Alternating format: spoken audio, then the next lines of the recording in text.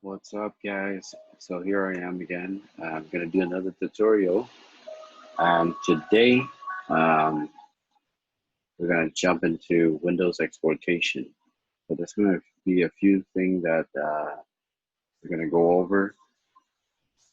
Um, I just want to have this moment to be like a fun time for me because being able to kind of share what I know and be able to practice at the same time is really beneficial for everyone, not just myself, but you learn as you go, you learn as you show. That's how I want to say it. So, pretty much what we're going to be learning today are pretty much some techniques necessary to scan Windows machines for vulnerabilities and exploit a vulnerability to gain control of the victim's machine. And then like from there we're gonna utilize what we have learned about scanning and enumeration in conjunction with an introduction to using compromised hosts to pivot onto like a protected network. And then from there we'll probably discover like other hosts as well that's on the network while using a variety of techniques within Metasploit framework to perform lateral movement from a low privileged user to compromise domain administrator's account, and then being able to allow access to the entire Active Directory network. So it seems like it's going to be a lot that we're going to go through today. I'm just going to kind of do it like a step by step, so that way I don't want to confuse myself or confuse anybody else.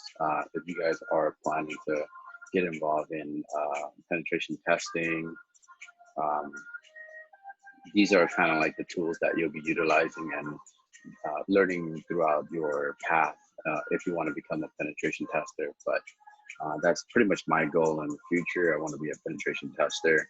Um, at the same time, a security researcher.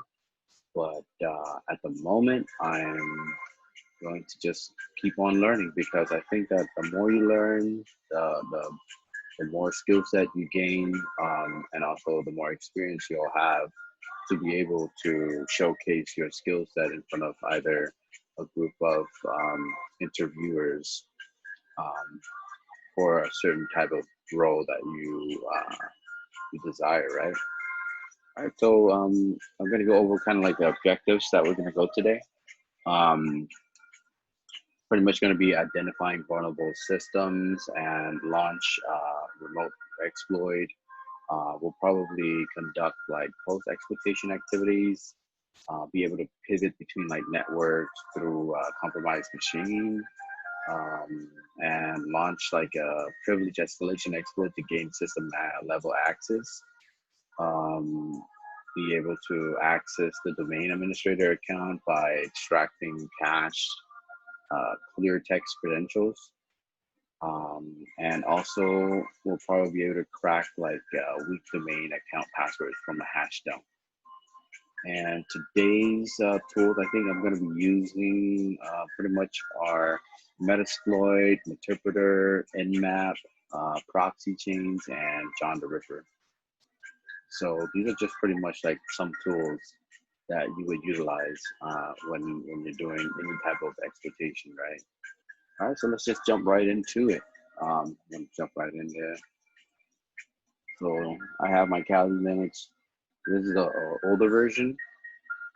Pretty sure we have a newer version nowadays. This is the Kali version 2019.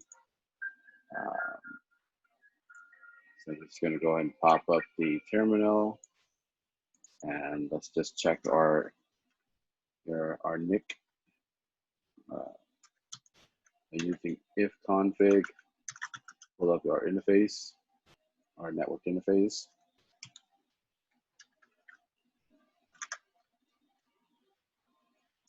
Okay, so we see that we have IP address of 10.10.10.10 is our local host IP address.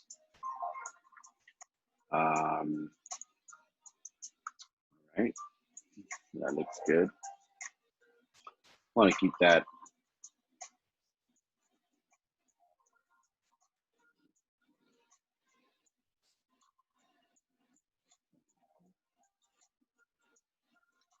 All right. So let's go ahead. Let's just do like a quick nmap of our network um, IP address. So I'm just going to do nmap to a simple network um, real fast to see what's open.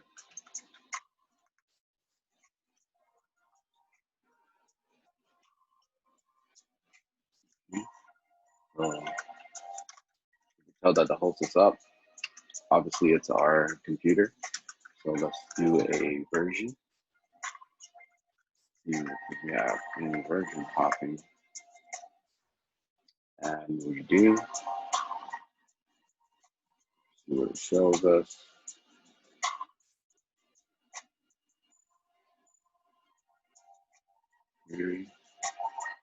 So let's go ahead and try a different one. I'm just using the flags on nmap. I mean, you can find the nmap flags commands cheat sheet on Google. Very, very easy to look up for. So I'm gonna do -O for operating system, and I'm gonna do -T for speed. And let's just go ahead and do that.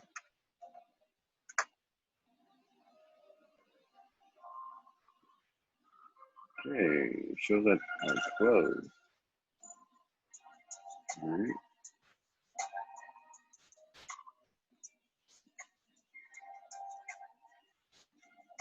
Okay. And then let me just check my Apache, see if actually Apache is on or not.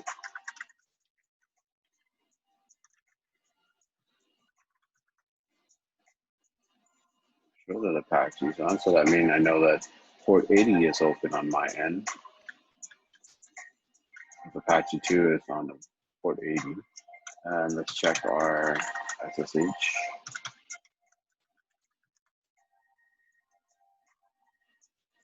It's loaded.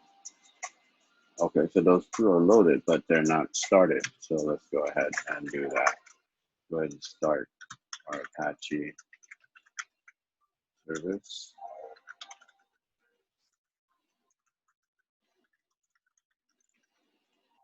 And let's start our SSH service as well. What I used was ampersand, and what that is, when you use two, it pretty much signifies you want to start another command. So if you want to use one, it's just going to end the command. And this one is telling you to continue if there's additional command. So it kind of like two command on one line, but separate commands. So let's go ahead and just start both of those. All right, so let's go ahead and check.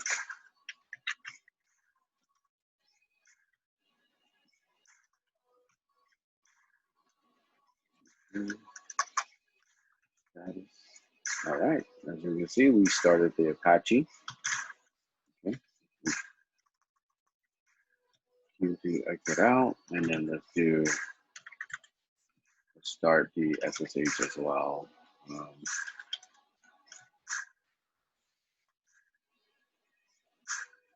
Okay, let's check the status.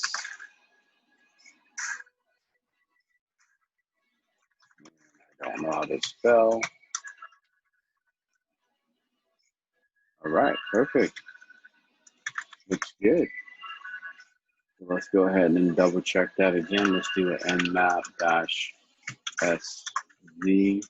10.10.10.10, and let's see what happens.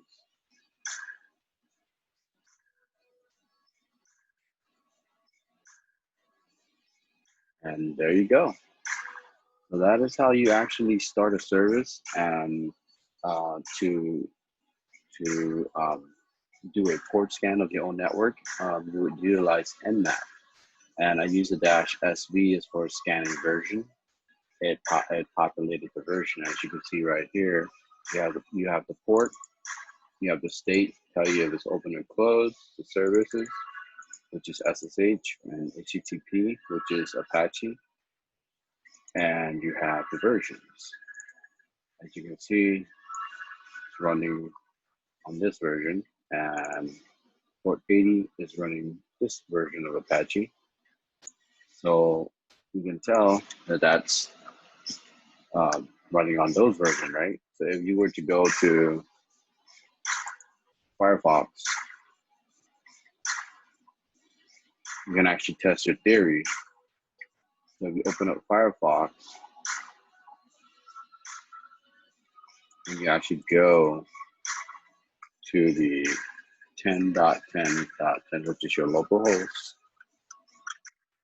enter, you should be able to have this page prompt, and it shows that it works.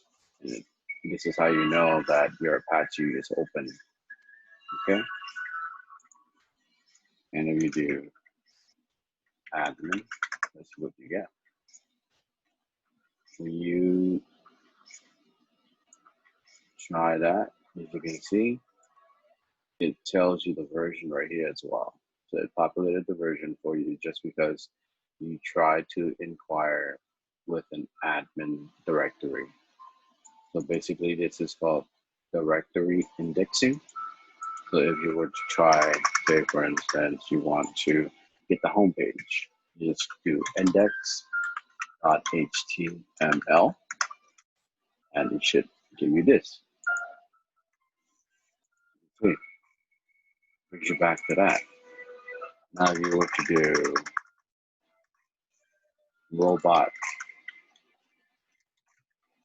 robot.text, robots.text.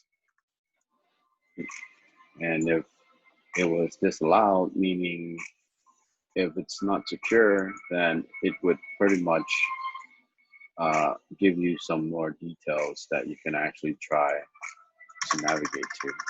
But it looks like this one looks really good. Okay, so let's go ahead and start back. That was just a little quick test.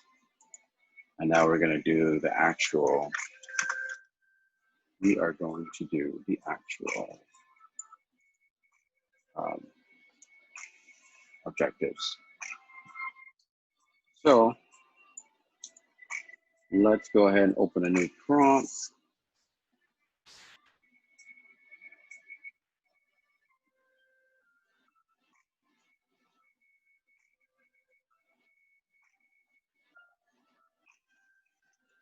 Okay, so I have a prompt open. So we're gonna go ahead and use, I want to check to see if PostgreSQL is actually working. So we want to check by status, and it's active, right? Let's go ahead and close that. You know, it's already started. We don't even have to start that service. So let's go ahead and just utilize MSF console -q. The reason why I'm using -q is I want to bypass the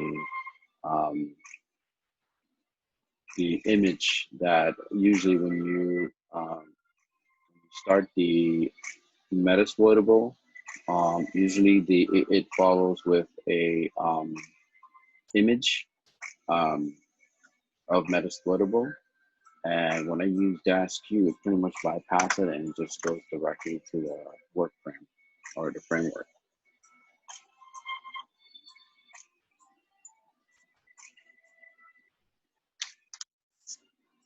And if you want to see all the flags, you can actually just type in MSF console-h, or you can use the man command to output all the syntax and all the flags that related to MSF console.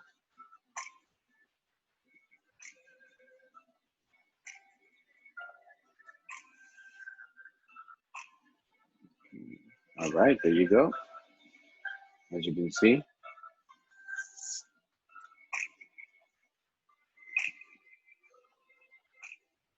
pretty much everything, like besides the built-in Metasploit modules, there are several tools that integrate with Metasploit and the database, and the results can then be referenced later with the database commands. And we're pretty much going to be using the database underscore nmap, which uses the same syntax as nmap, but the results are pretty much parsed and loaded into the Metasploit database. So basically, if you don't initiate the database underscore nmap and you try to uh, type out a command to inquire any port scanning and stuff like that, it wouldn't be able to be inputted in or included into the database of Metasploit, right? So let's go ahead and just jump start on it.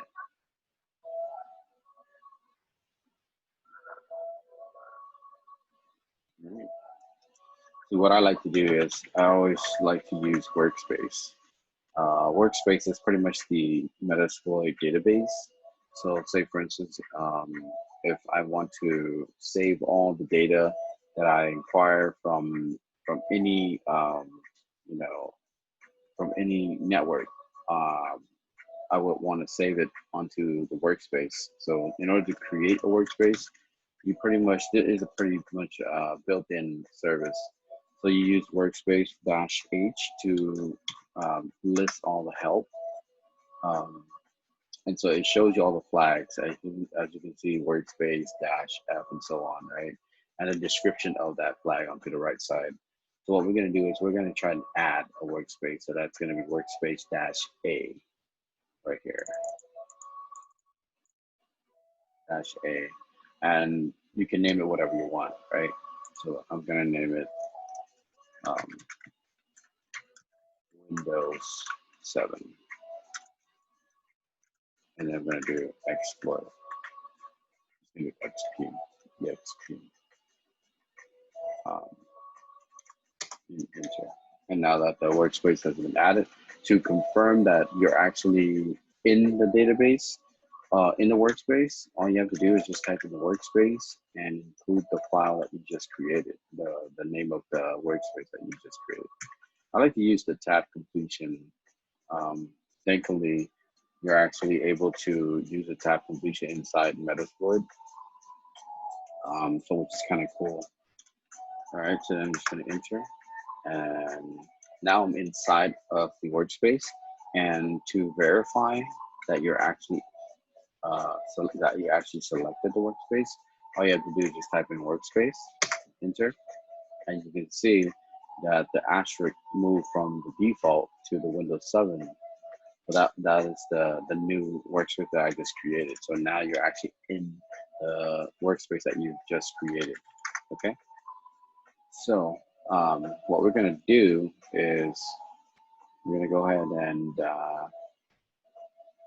we're gonna use a flag, and this flag will pretty much probe open ports to determine service and version info, and then we're going to use a fast mode, which pretty much scan fewer ports than the default scan. Default scan meaning the 100 most common ports, and also enable the operating system detection. Okay, so we're going to use the -f and -o, and we're going to do the subnet of my local host. So we're going to do DB for database underscore nmap. Okay. Use the fast, and then we're going to use the O for operating system, and we're going to use the subnet of the local host. Okay.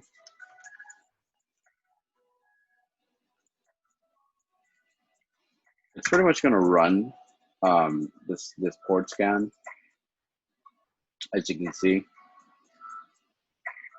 very fast. I mean, for being a virtual environment. So it completed the scan. We're gonna go in here.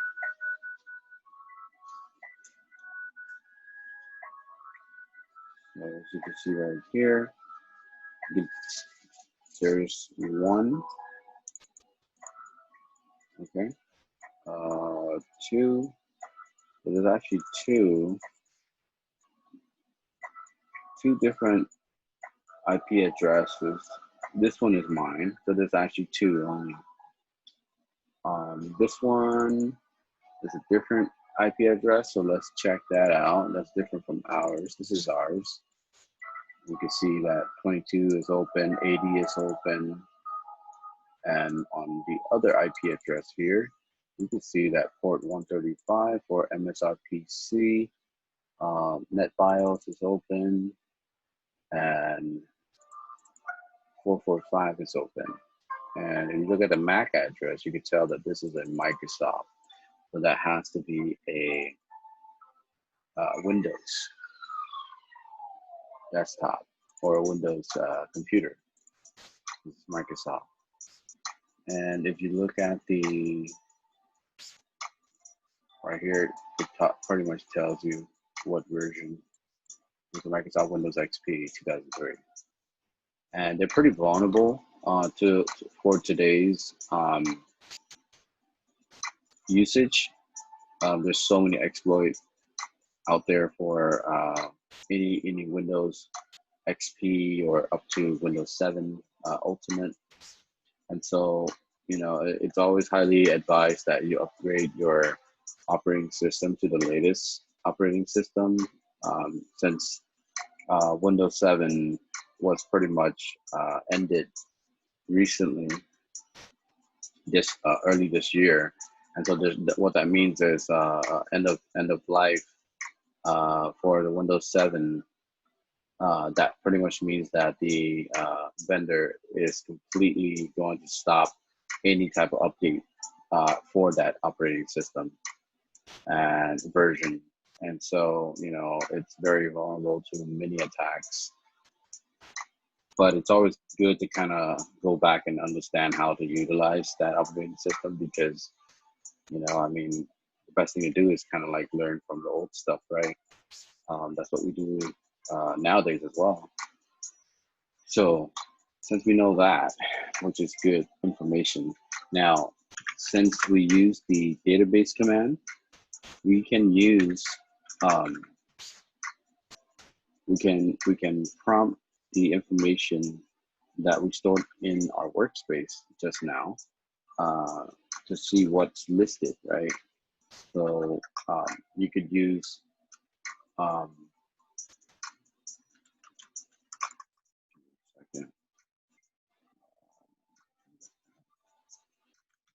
it's host, okay? You can use host, and it will tell you what are the operating system, IP address, the version, and what's the purpose. And what that means is what is the reason for this IP address to be on the network. So you can tell that this is a server, right? Obviously, we're using a server.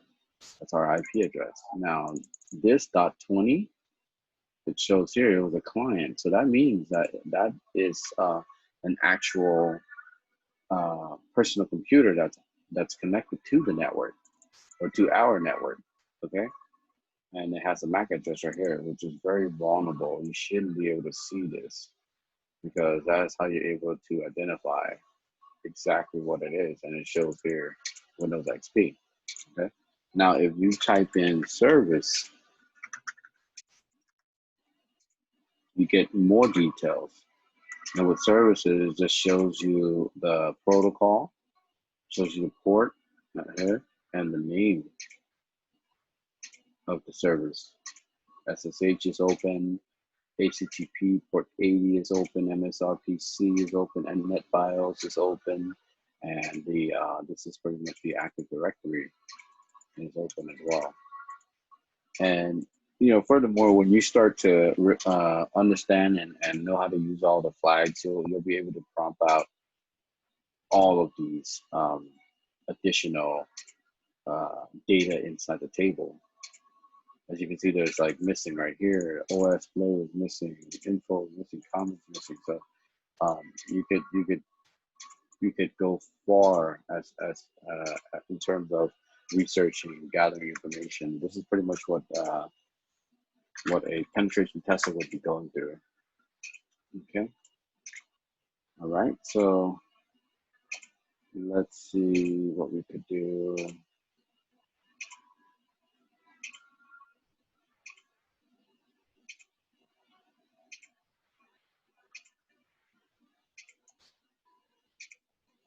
All right, so let's move on to the next step, right? So we're going to be doing the exploit the vulnerable system, okay? In this step, we're going to be using Metasploit command line interface and its counterpart, so an interpreter to exploit the vulnerabilities that we identified earlier during the previous stage, previous steps. And we're going to exploit each host in the initial subnet following a defined set of steps and use the information obtained from each exploit attempt to pretty much pivot into like a new subnet and exploit like other hosts as well. And like an effective penetration testers usually do not just like blindly fire off like exploits in hope that one will work, because you could try it many times. If it doesn't work, move on to the next one and just keep on doing that and until you actually land on a successful area. Then that's when you tell yourself that patience is a virtue, right? So what we're gonna do is we're gonna pretty much just use the Metasploit, okay? So we're going to use a module, okay? We're going to pretty much use a module.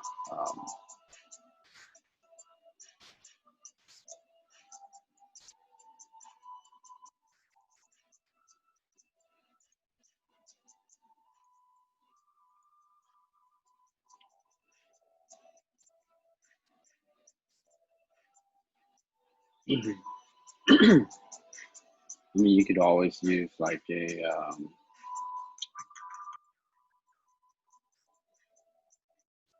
wow. And some water.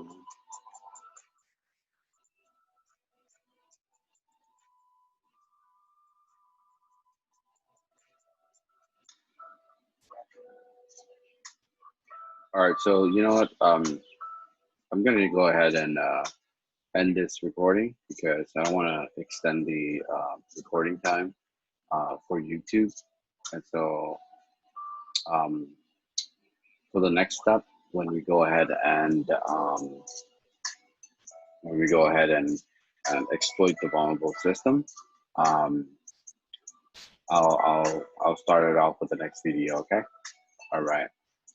Well, if you guys really like this this section of the video for a Windows Exploitation Part 1, give it a thumbs up, leave a comment. Please give me your input and feedback. I'm pretty new to these tutorials, still new to it, still trying to get used to it. But honestly, I'm learning so much just for showing what I know and sharing what I know, and learning as I'm going, and then being able to practice with everybody else. And it's really great if you guys could actually leave me some feedback on either how I should put out the contents, and let me know how is my speed, and keeping up with my time tracking. Okay. All right, guys. Well, appreciate you guys tuning in to watch this video, and thumbs up to the ones that actually fully completed watching this video. And I'll see you on the next video. All right.